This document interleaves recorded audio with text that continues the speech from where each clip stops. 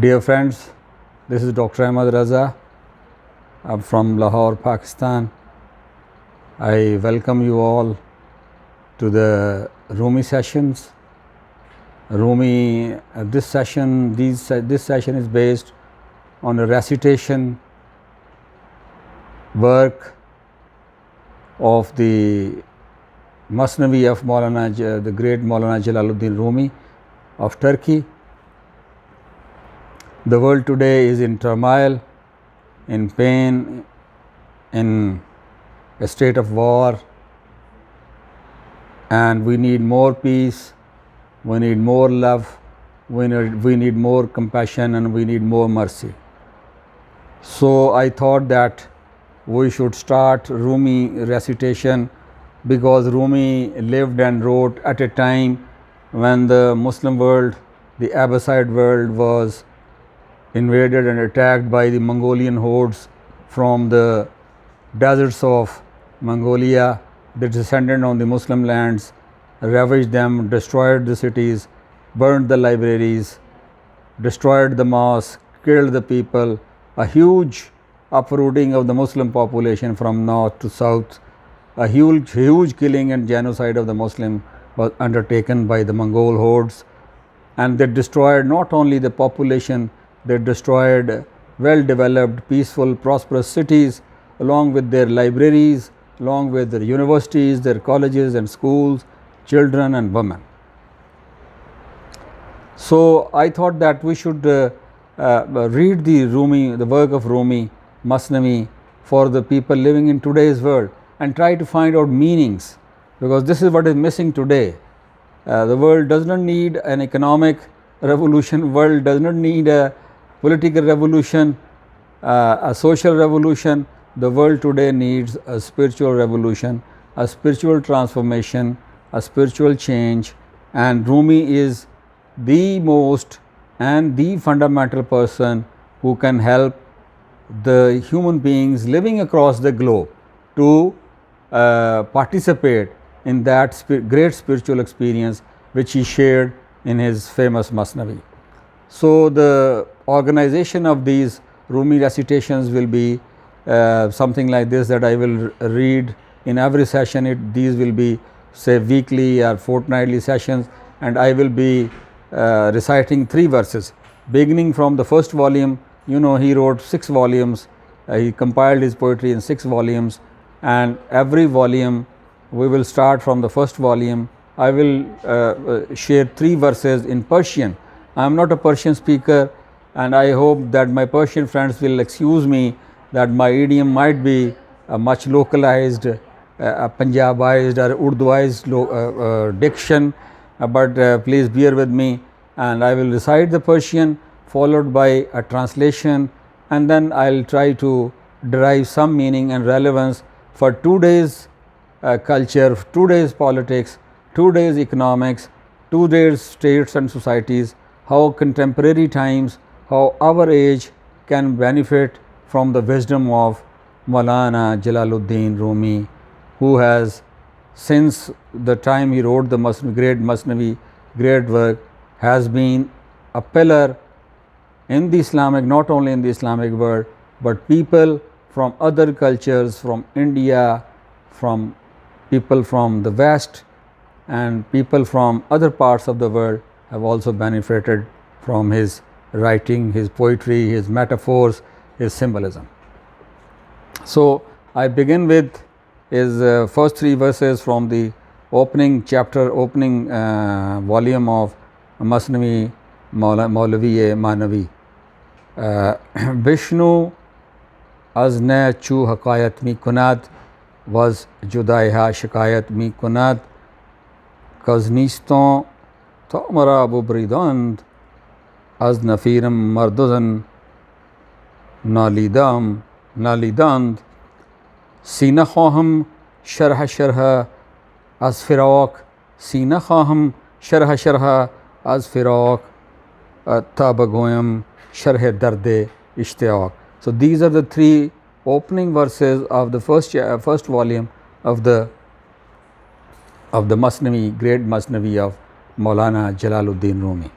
No, I will I will free render, I will do spontaneous rendering into English after reading the meaning which I hope that I convey what he is trying to say. Vishnu Azne Chu Hakayat Mi Kunat, listen to the story of the flute. He invites us to listen to the story of the flute.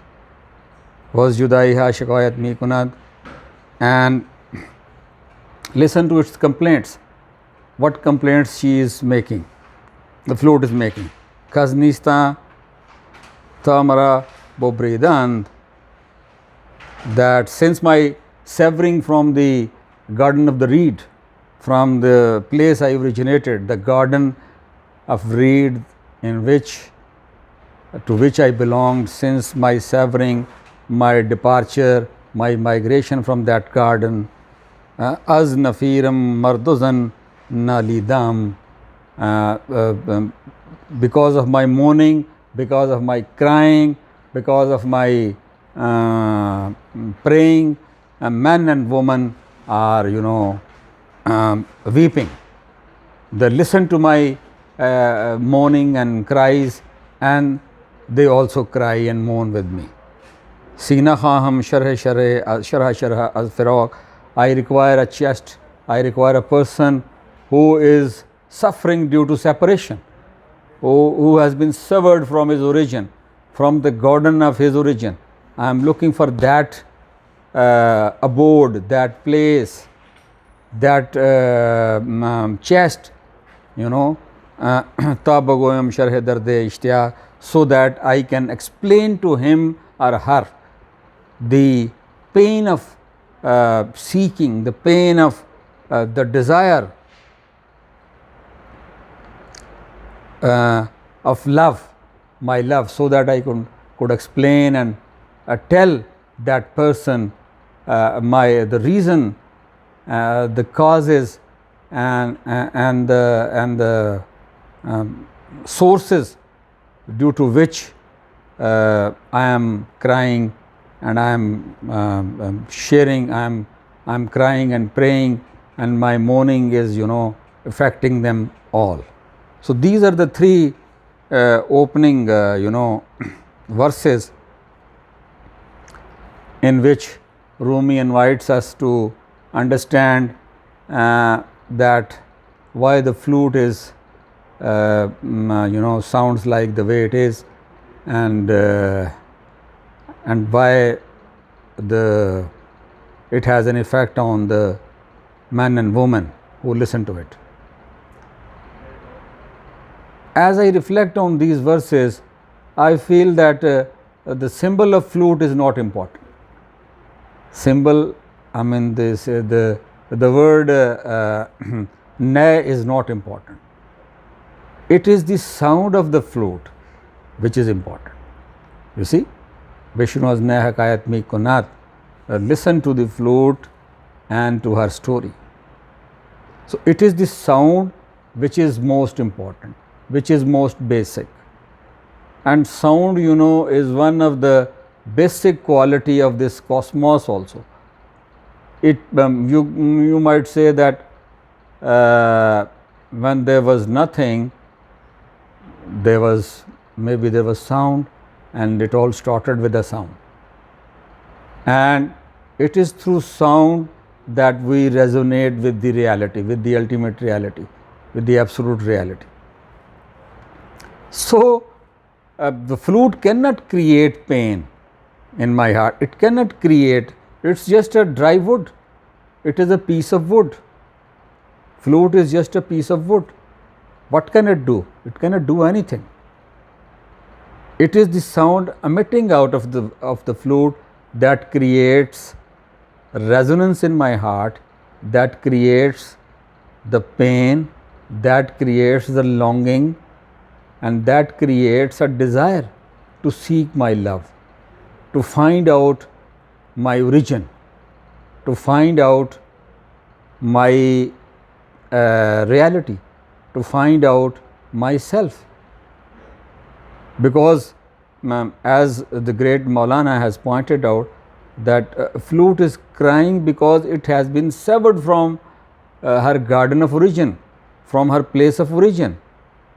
And if we substitute the flute with the structure of human being, I mean, if we take it on the face value and replace just imagine that flute is like a human being.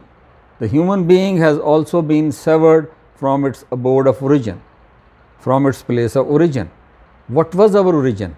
What is our origin? And how we got separated from it, and how we are where we are today. You see? So the wave of pain, the music of the flute, the music, and the way it can be utilized in neutralizing the aggression and the internal suffering of a person is just marvelous. It is profound. That is what the Mevlana is pointing out, and that is what it is, that the sound of reality connects you to the reality, to the absolute reality. What is the sound of absolute reality? That is the question. What is the sound of absolute reality? It can be, you have to find it within your own self. When you will go deep into your own self, you will find out what is the sound of your reality. And once you go deep and deep and deep into your own self, you will then be able to understand what is the abode of your origin, what is your origin, from where you originated, and how you were severed from that origin.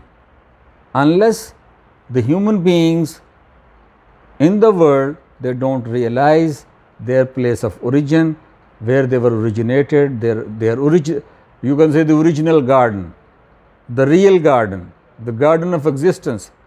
What was the garden of existence from which a human being has been severed?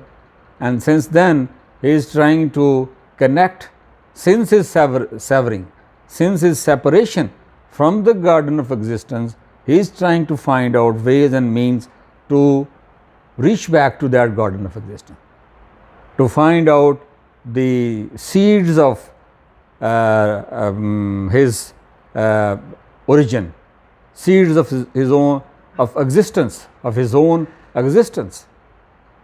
So the fundamental question which the Mevlana raises in the first three verses of the Masnavi is, try and find out your origin, try and find out yourself.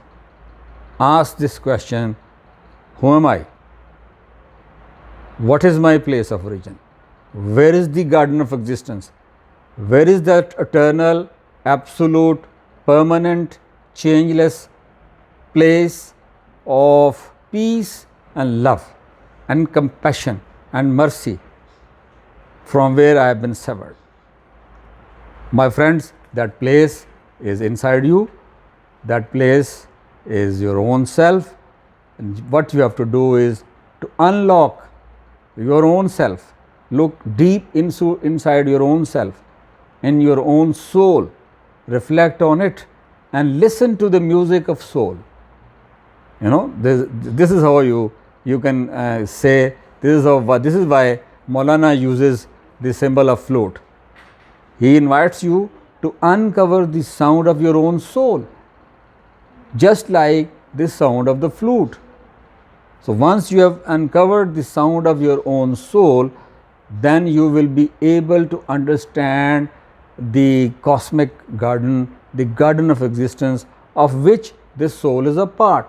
This soul is nothing but part and parcel of the great cosmic soul of this universe, or many universes. This may not be the only universe, there may be many universes. So the cosmoses and the cosmological garden is where I belong, is where you belong. And once you relate yourself, and once you are able to discover that eternal and absolute and immortal garden of existence, you will remain restless. You will remain without peace. there will be conflict, there will be war, there will be genocide, there will be killing, there will be hatred. People will kill each other on the basis of religion, on the basis of race, on the basis of sex, on the basis of language, on the basis of geography and territory. But the reality is different. This earth is what we have today, and we as a human being, because we are part of this earth, we are the outgrowth, we are the offspring, we are the branches of this earth, and we have to reconnect ourselves with this earth. And when we will reconnect ourselves with this earth, and when we become the children of earth, then we will take care of every other human being. Every human being is a child of this earth. And when we realize that we are children of this earth, and the other guy is also a children of this earth, then the real love, the real compassion, the real forgiveness, and the real mercy will appear. That is why, at some other place, which will come during our Rumi recitations, at some other place Mevlana says that commit a sin 100 times. He invites the sinners, commit sins for 100 times, then come to me. Then come to me. I will pray to God for you that He pardons, that He forgives your sins. So the sinners should not worry that they have committed sin. All they have to do is to come back to their garden of origin, to their abode of origin, to their original place, to the cosmological garden of existence. And once they are able to find out the door and the key to that garden, they will be able. And the key is your own soul, the key is your own self. There is nothing magical, there is nothing unique about it. Everybody can unlock the door to the cosmological garden of existence by assessing his or her own soul, and the light will appear. The absolute reality will appear. The immortality and eternity will appear. I hope that you enjoy my video. Please share and subscribe. Thank you very much.